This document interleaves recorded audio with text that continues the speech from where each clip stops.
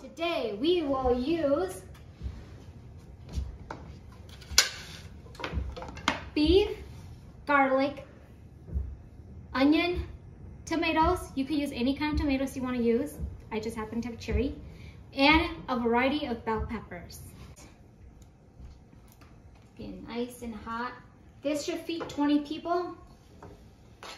So if you're not feeding 20 people, don't make this much. You're gonna add in some salt to season the meat. Add in some black pepper.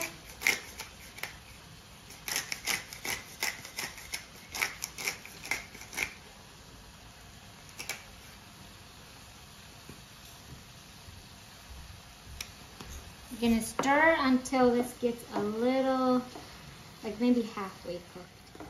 And now you can see that the meat is starting to be cooked. We're gonna throw in the garlic and we're gonna throw in the onion. We're gonna throw all of it in. And one tomato. This. Gonna stir it.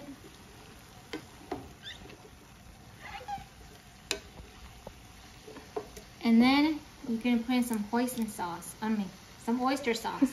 This is not the Good brand, but you should have the Good brand. So the Good brand is the one with the lady.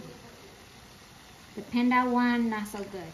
But this was all that they had here. Texas. So lame.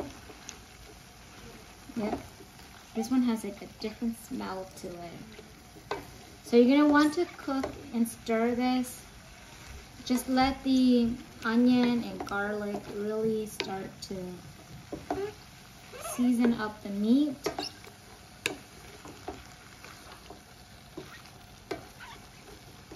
And let it cook for a while. We'll be right back. So you can tell the onion has started to soften. Now we want to throw in the tomatoes. The tomatoes will help give it a very nice sauce. Make the sauce very more saucy. Ooh, you know, gotta have sauciness.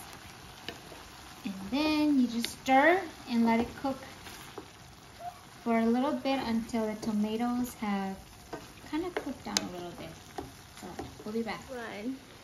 Now you can tell the tomatoes are starting to cook. The skin's falling off beautifully. Now we want to add in the variety bell pepper. You want to add other vegetables like cauliflower, broccoli, bok choy, carrots, anything else you want.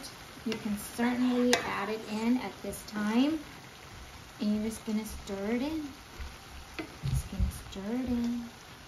And I like my bell peppers and vegetables to be a little crunchy, so I don't cook it for a long time. That's why I like to add in the tomatoes and onions first to let those items cook, because I like those pre-cooked a little bit longer. But then I just let my other vegetables, like the bell pepper here, cook for just a few minutes so it still has the crispiness in it, and then that's it. So there you go. Put this over rice and it's delicious. And you can see the tomato has helped make some thick, nice sauce down here, so you could put it over your rice. All right, I hope you are able to successfully make this and enjoy it. So see ya.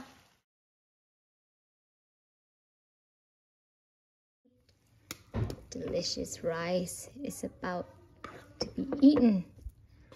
Always fluff out the rice first before you start taking it out to eat. And then we're gonna plate it. Put our delicious. Me and Mike's gonna eat this. So I'm gonna give her extra beef.